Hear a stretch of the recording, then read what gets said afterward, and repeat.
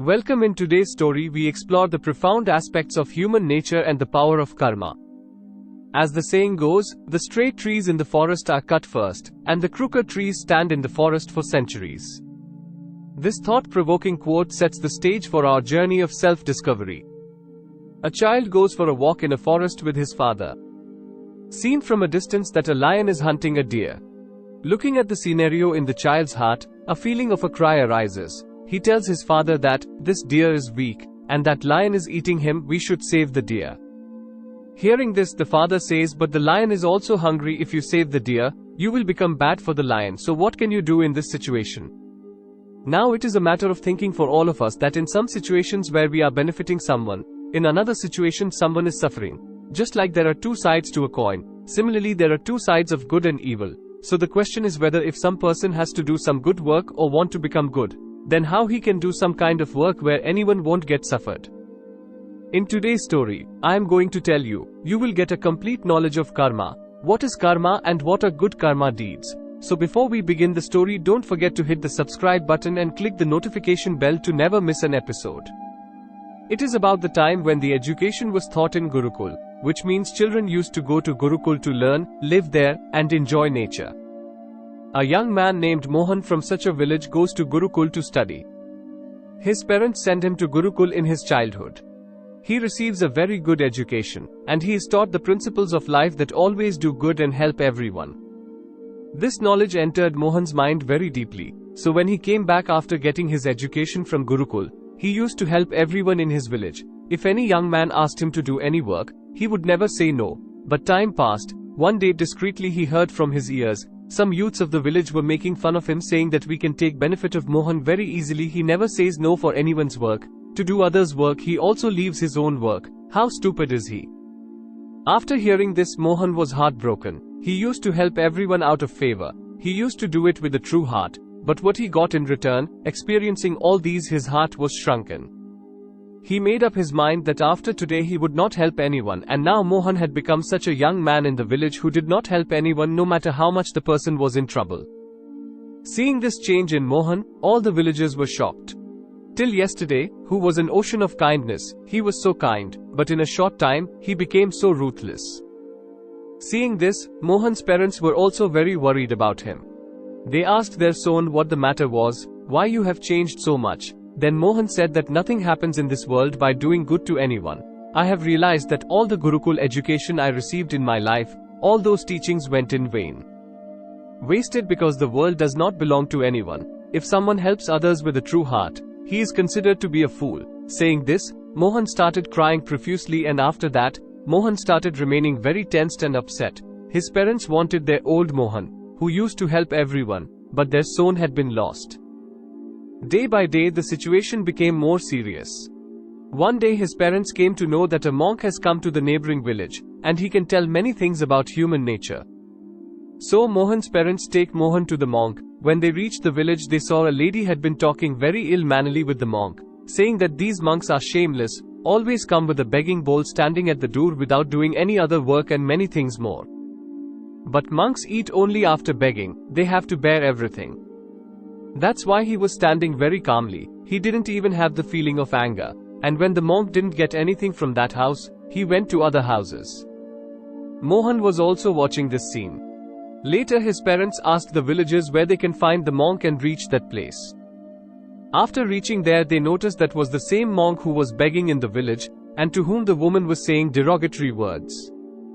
After seeing him, Mohan and his parents bowed down to him and sat there. After that, Mohan's parents explained the situation to him, that earlier our son used to be very kind and used to help everyone.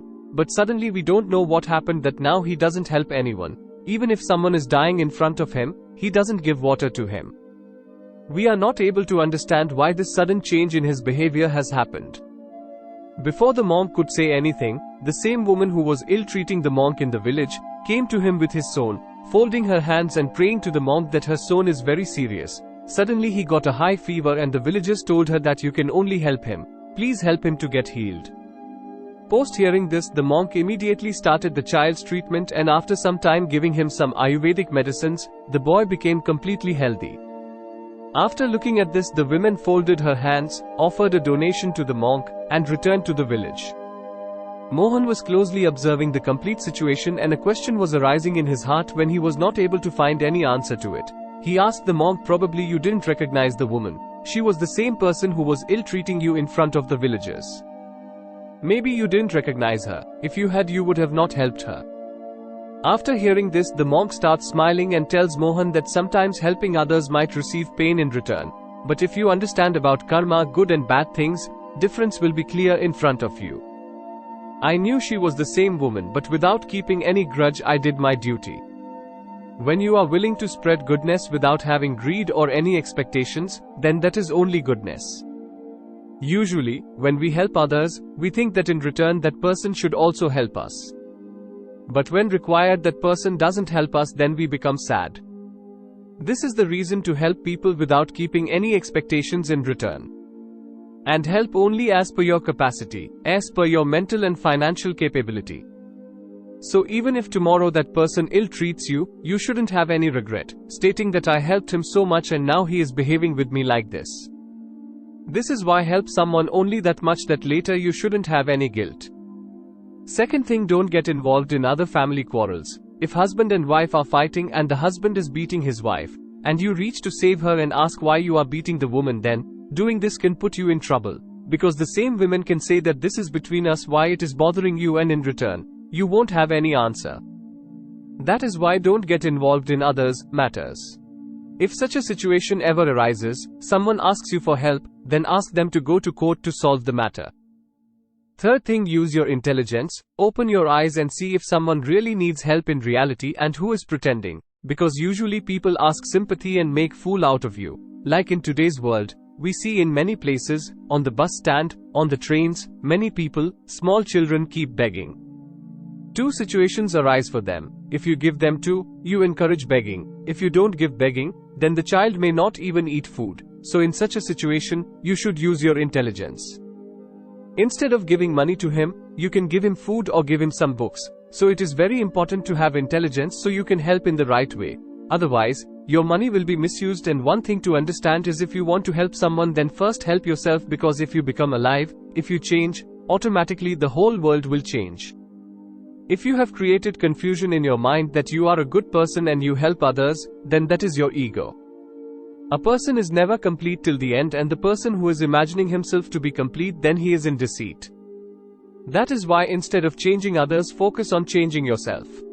You need to learn to stay alone in the crowd. When you are with all, present with everyone, but from inside you are quiet, you are silent, and when you are able to see your solitude, then your inner journey begins. To enjoy your aloneness, you need to enter in meditation. In your life, you will need to make meditation part of your daily routine. Give time to meditation, and later you will realize that as compared to your inner happiness, there is no enjoyment in worldly pleasures. Thank you for watching the video. Remember to like, share, and comment on this video, sharing your thoughts and insights. And if you haven't already, please subscribe to our channel and join us on our next enlightening adventure. Wishing you peace, happiness, and a blissful journey of self-discovery.